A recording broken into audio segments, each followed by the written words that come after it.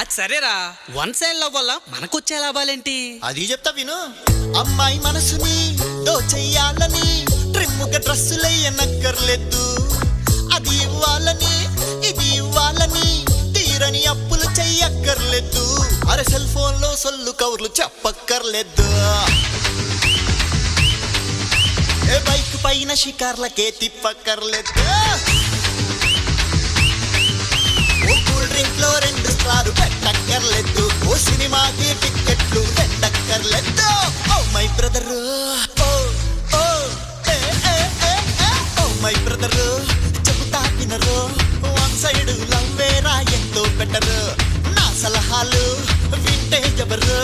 ఇకపైన ఎప్పుడు మజ్నులే అవరు.